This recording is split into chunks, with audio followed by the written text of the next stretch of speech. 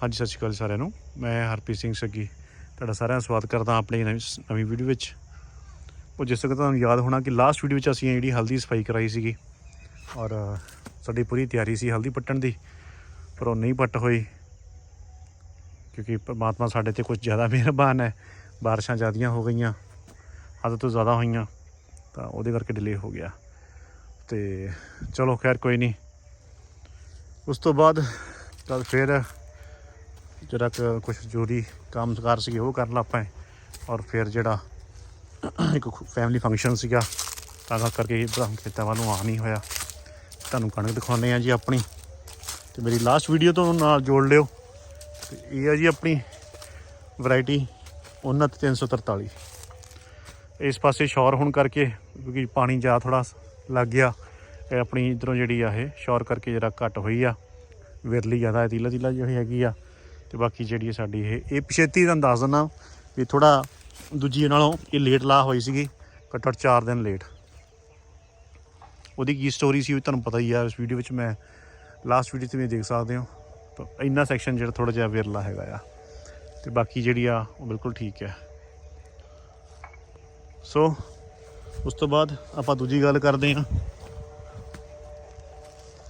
ਦੂਜੀ ਵਰਾਇਟੀ ਦੇਖਦੇ ਹਾਂ।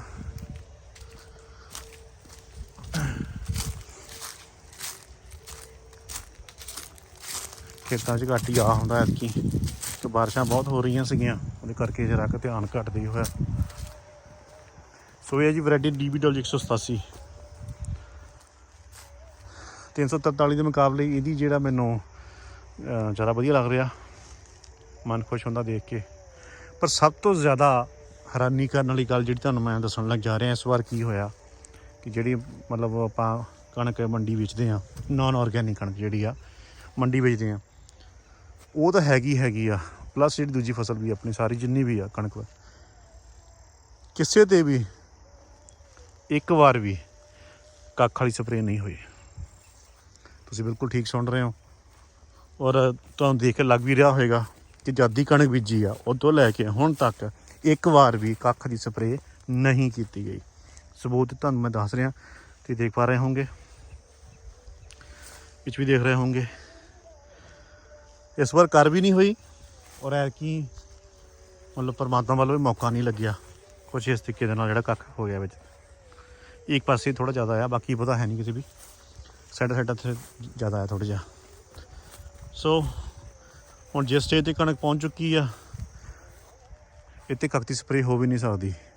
ਜੇ ਅਸੀਂ ਕਰਦੇ ਹਾਂ ਤਾਂ ਮੇਰਾ ਅੰਦਾਜ਼ਾ ਹੈ ਵੀ ਘੱਟੋ ਘੱਟ ਕਿੱਲੇ ਪਿੱਛੇ 2 ਤੋਂ 3 ਕੁਆਂਟਲ ਕਣਕ ਦਾ ਝਾੜ ਜਿਹੜਾ ਆ ਘੱਟ ਜਾਏਗਾ।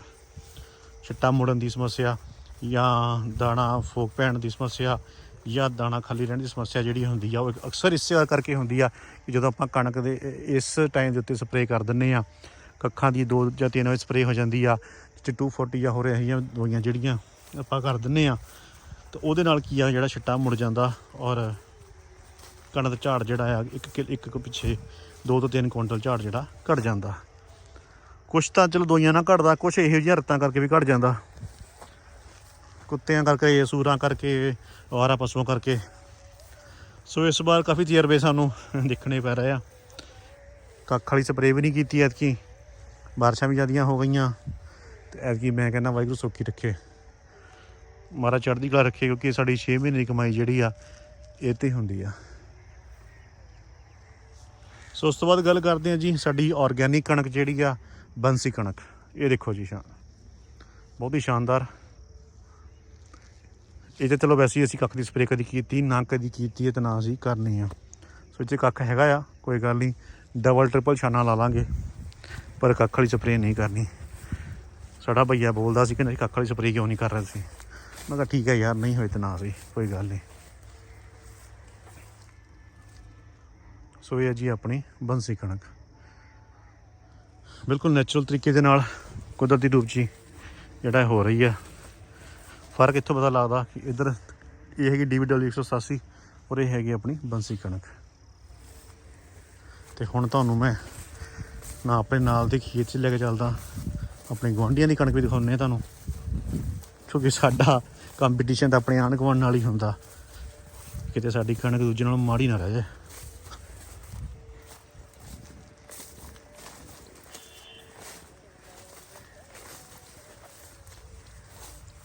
ਸੋ ਇਹ ਹੈ ਜੀ ਸਾਡੇ ਨਾਲ ਦੇ ਗੁਆਂਢੀਆਂ ਦੀ, ਤੇ ਇਹ ਹੈ ਜੀ ਆਪਣੀ, ਤੇ ਲਗਭਗ ਬਰਾਬਰ ਦਾ ਕੰਪੀਟੀਸ਼ਨ ਹੀ ਹੈ ਜੀ। ਬਰਾਬਰ ਤਾਂ ਨਹੀਂ ਕਿਹਾ, ਸਾਡੀ ਜ਼ਿਆਦਾ ਵਧੀਆ। ਚਲੋ ਅਸੀਂ ਤਾਂ ਇਹੀ ਆਸ ਕਰਦੇ ਹਾਂ ਵਧੀਆ ਹੋਵੇ, ਸਾਰਿਆਂ ਦੀ ਵਧੀਆ ਹੋਵੇ। ਸੋ ਇਸ ਵਾਰ ਬੰਸੀ ਜਿਹੜੀ ਹੈ ਆਪਾਂ 4 ਕਨਾਲ ਹੀ ਲਾਈ ਆ, ਜ਼ਿਆਦਾ ਨਹੀਂ ਲਗਾਈ। ਚਲੋ ਜਿੰਨੇ ਆਪਣੇ ਹੈਗੇ ਬੰਦੇ ਲੈਣ ਵਾਲੇ ਉਹਨਾਂ ਲਈ ਪੂਰਾ ਹੋ ਜਾਏਗਾ। ਸੋ ਇਸ ਵਾਰ ਇੱਕ ਜਿਹੜੀ ਸਪੈਸ਼ਲ ਆਪਾਂ ਇਸ ਟੋਪਿਕ 'ਤੇ ਵਾਪਸ ਆਉਂਦੇ ਹਾਂ, ਜਿਹੜੀ ਮੇਨ ਚੀਜ਼ ਤੁਹਾਨੂੰ ਦੱਸਣੀ ਸੀਗੀ ਕਿ ਕਿ ਬਾਰਿਸ਼ਾਂ ਬਹੁਤ ਹੋਈਆਂ, ਕਈ ਕਿਸਾਨ ਵੀਰਾਂ ਦੀਆਂ ਫਸਲਾਂ ਜਿਹੜੀਆਂ ਪੀਲੀਆਂ ਪੈ ਗਈਆਂ ਜਾਂ ਨਹੀਂ ਸੀ ਉੱਗ ਸਕੀਆਂ, ਤੇ ਇਸ ਚੀਜ਼ ਤੋਂ ਕਿਵੇਂ ਬਚਿਆ ਜਾਵੇ। ਉਹ ਮੈਂ ਅਕਸਰ ਜਿਹੜੀਆਂ ਵੀਡੀਓਜ਼ ਦੇਖਦਾ ਰਹਿੰਦਾ YouTube ਦੇ ਉੱਤੇ, ਬਹੁਤ ਸਾਰੇ ਆਪਣੇ ਯੂਟਿਊਬਰ ਹੈਗੇ ਜਿਹੜੇ ਕਿ ਖੇਤੀਬਾੜੀ ਦੇ ਨਾਲ ਜੁੜੇ ਹੋਏ ਨੇ, ਔਰ ਅਕਸਰ ਆਪਣੀਆਂ ਜਿਹੜੇ ਐਕਸਪੀਰੀਅੰਸਿਸ ਹੈਗੇ ਆ ਉਹ ਸ਼ੇਅਰ ਕਰਦੇ ਰਹਿੰਦੇ ਆ ਤਾਂ ਸਾਡੇ ਨਾਲ। ਤਾਂ ਜਿੱਥੋਂ ਇਸ ਲਾਹਾ ਲੈਂਦੇ ਹੋਏ, ਇਸ ਵਾਰ ਫਾਇਦਾ ਲੈਂਦੇ ਹੋਏ ਮੈਂ ਉਹ ਤਜਰਬਾ ਆਪਣੇ ਖੇਤਾਂ 'ਚ ਕੀਤਾ। ਇੱਕ ਤਾਂ ਬਾਰਿਸ਼ਾਂ ਬਹੁਤ ਹੋਈਆਂ, ਉਹਦਾ ਜੋ ਨੁਕਸਾਨ ਹੁੰਦੇ ਸੀਗੇ ਉਹ ਸਾਨੂੰ ਪਤਾ ਸੀਗੇ, ਉਹਦਾ ਹੱਲ ਕੀ ਆ ਉਹ ਵੀ ਸਾਨੂੰ ਦੱਸਿਆ ਸੀਗਾ। ਸੋ ਇਸ ਚੀਜ਼ ਨੂੰ ਮੈਂ ਟਾਈਮ ਰਹਿੰਦੇ ਜਿਹੜਾ ਆਪਣੇ ਫਸਲ ਦੇ ਵਿੱਚ ਮੈਂ ਅਪਲਾਈ ਕੀਤਾ, ਔਰ ਉਹਦਾ ਮੈਂ ਵਾਕਈ ਫਾਇਦਾ ਲਿਆ। ਮੈਂ ਕਹਿ ਸਕਦਾ ਕਿ 100% ਰਿਜ਼ਲਟ ਆ, ਔਰ ਉਹ ਸਭ ਰਿਜ਼ਲਟ ਤੁਹਾਡੇ ਸਾਹਮਣੇ ਆ। ਤੁਸੀਂ ਦੂਜੇ ਲੋਕਾਂ ਦੀ ਕਣਕ ਦੇਖ ਸਕਦੇ ਹੋ ਔਰ ਮੇਰੇ ਵਾਲੀ ਦੇਖ ਸਕਦੇ ਹੋ। ਸੋ ਇੱਕ ਤਾਂ ਪਹਿਲਾਂ ਗੱਲ ਇਹ ਆ ਵੀ ਆਪਾਂ ਫਸਲ ਦੇ ਵਿੱਚ ਜਿਹੜਾ ਆ ਨਾ ਸਲਫਰ ਦੀ ਕਮੀ ਨਹੀਂ ਆਉਣ ਦੇਣੀ। ਬਿਲਕੁਲ ਸਹੀ ਸੁਣਿਆ, ਸਲਫਰ ਦੀ ਕਮੀ। Number 2 potash.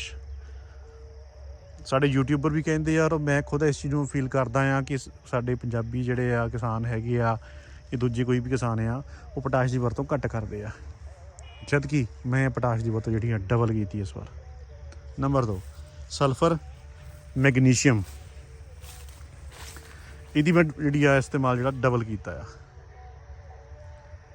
ਔਰ ਮੈਂ ਕਹਿ ਸਕਦਾ ਕਿ ਇਹਦਾ ਇਹੀ ਰਿਜ਼ਲਟ ਸੀਗਾ ਜਿਹਦੀ ਵਜ੍ਹਾ ਨਾਲ ਇੰਨੇ ਮੀਂਹ ਪਏ ਆ, ਕਣਕ ਮੇਰੀ ਪੀਲੀ ਨਹੀਂ ਪਈ। ਔਰ ਕੁਛ ਐਸਾ ਹਿੱਸਾ ਸੀ ਜਿੱਥੇ ਮਤਲਬ ਪਾਣੀ ਨਹੀਂ ਸੀ ਲੱਗਿਆ, ਔਰ ਕਣਕ ਜਿਹੜੀ ਉਹ ਮਤਲਬ ਪਿੱਛੇ ਸੀਗੀ। ਤਾਂ ਇਸ ਵਾਰ ਪਰਮਾਤਮਾ ਨੇ ਚਲੋ ਮੀਂਹ ਪਾਇਆ, ਪਾਣੀ ਲੱਗ ਗਿਆ, ਛੇਤੀ ਸੀਗੀ ਲੇਕਿਨ ਉਹ ਬਰਾਬਰ ਆ ਕੇ ਨਾਲ ਰਲ ਗਈ ਆ।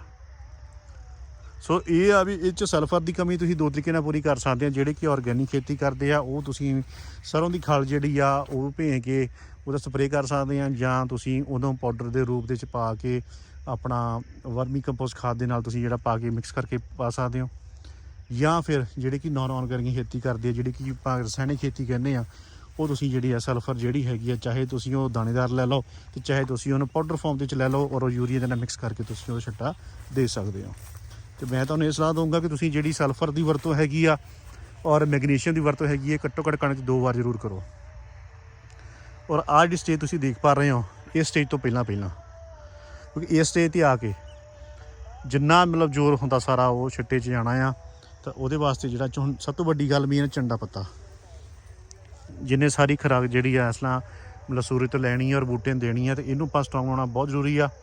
ਤਾਂ ਇਹ ਤਾਂ ਹੋਏਗਾ ਕਿਉਂਕਿ ਜੇ ਅਸੀਂ ਇਹਨੂੰ ਪਹਿਲੀਆਂ ਖੁਰਾਕਾਂ ਚੰਗੀਆਂ ਦਿੱਤੀਆਂ, ਉਹ ਜਿਵੇਂ ਕਹਿੰਦੇ ਹੁੰਦੇ ਨਾ ਵੀ ਸਿਆਣਿਆਂ ਦੀ ਗੱਲ ਵੀ ਪੁਰਾਣੀਆਂ ਖੁਰਾਕਾਂ ਖਾਧੀਆਂ ਕੰਮ ਆਉਂਦੀਆਂ, ਇੱਦਾਂ ਹੀ ਜਿਹੜੀਆਂ ਚੰਗੀਆਂ ਖੁਰਾਕਾਂ 'ਚ ਸਟਾਰਟਿੰਗ ਦਿੱਤੀਆਂ ਹੋਣਗੀਆਂ ਤੇ ਇਸ ਸਟੇਜ 'ਤੇ ਆ ਕੇ ਜਿਹੜੀ ਕਣਕ ਆ ਬਹੁਤ ਵਧੀਆ ਹੋਏਗੀ। ਸੋ ਮੇਰੇ ਕਿਸਾਨ ਵੀਰਾਂ ਨੂੰ ਹੱਥ ਜੋੜ ਕੇ ਬੇਨਤੀ ਹੈ ਵੀ ਸਲਫਰ, ਮੈਗਨੀਸ਼ੀਅਮ, ਪੋਟਾਸ਼ ਔਰ ਜ਼ਿੰਕ ਇਹ ਹਰ ਚੀਜ਼ ਦਾ ਇਸਤੇਮਾਲ ਜਿਹੜਾ ਆ ਛਿੱਟਾ ਨਿਕਲਣ ਤੋਂ ਪਹਿਲਾਂ ਜ਼ਰੂਰ ਕਰੋ। ਔਰ ਇੱਕ ਅਗਰ ਫੰਗੀਸਾਈਡ ਤੁਸੀਂ ਇਸਤੇਮਾਲ ਕਰਨਾ ਚਾਹੁੰਦੇ ਹੋ ਜਿੱਦਾਂ ਕਿ ਕਰਦੇ ਹੋ ਤਾਂ ਬਹੁਤ ਚੰਗੀ ਗੱਲ ਆ। ਜਿਹੜੀ ਨਾਨ ਔਰਗੈਨਿਕ ਖੇਤੀ ਆ ਇਹਦੇ ਵਿੱਚ ਤੁਸੀਂ ਜਿਹੜਾ ਆ ਫੰਗੀਸਾਈਡ ਦਾ ਇਸਤੇਮਾਲ ਜ਼ਰੂਰ ਕਰੋ, ਜਿਸ 'ਚ ਸਿੰਗਲ ਜਾਂ ਡਬਲ ਟੈਕਨੀਕਲ ਹੁੰਦੇ ਆ, ਔਰ ਉਹਦੇ ਨਾਲ ਕੀ ਆ ਝਾੜ ਡੈਫੀਨੇਟਲੀ ਵਧੇਗਾ। ਔਰ ਆਪਾਂ ਜੇ ਇੱਧਰ ਗੱਲ ਕਰੀਏ ਨਾਨ ਔਰਗੈਨਿਕ ਔਰਗੈਨਿਕ ਖੇਤੀ ਵਿੱਚ, ਤਾਂ ਤੁਸੀਂ ਇਹ 'ਚ ਫੰਗੀਸਾਈਡ ਜਿਹੜਾ ਆ ਉਹ ਤੁਸੀਂ ਦੇਸੀ ਤਰੀਕੇ ਨਾਲ ਬਣਾ ਕੇ ਇਸਦਾ ਇਸਤੇਮਾਲ ਕਰ ਸਕਦੇ ਹੋ।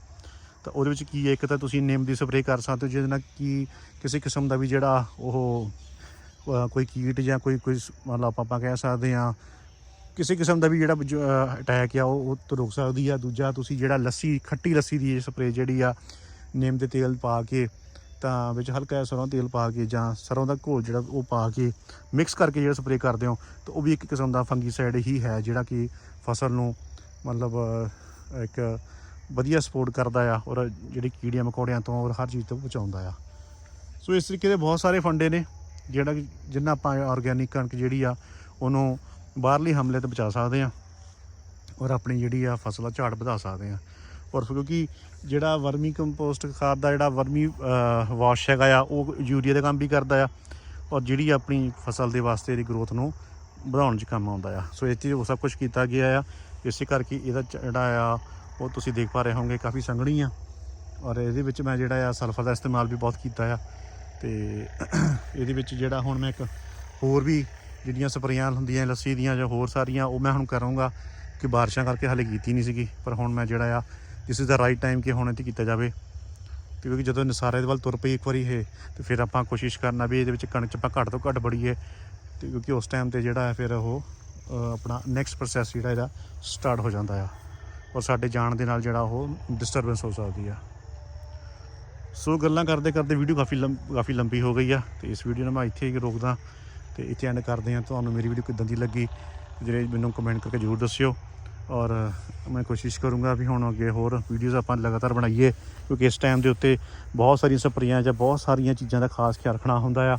ਸੋ ਔਰਗੈਨਿਕ ਅਤੇ ਨਾਨ ਔਰਗੈਨਿਕ ਦੋਨਾਂ ਦੀਆਂ ਵੀਡੀਓਜ਼ ਮੈਂ ਜੋ ਬਣਾਵਾਂਗਾ ਨਾਲ ਲੱਗਦਾ ਹੀ ਔਰ ਤੁਹਾਨੂੰ ਗਾਈਡ ਕਰਦਾ ਰਹਾਂਗਾ। ਅਤੇ ਤੁਹਾਡਾ ਕੋਈ ਸਵਾਲ ਹੋਵੇ ਤਾਂ ਮੈਨੂੰ ਕਮੈਂਟ ਸੈਕਸ਼ਨ 'ਚ ਪਾ ਕੇ ਜ਼ਰੂਰ ਪੁੱਛਿਓ ਔਰ ਮੇਰੇ ਚੈਨਲ ਨੂੰ ਸਬਸਕ੍ਰਾਈਬ ਕਰਿਓ ਔਰ ਸ਼ੇਅਰ ਜ਼ਰੂਰ ਕਰਿਓ।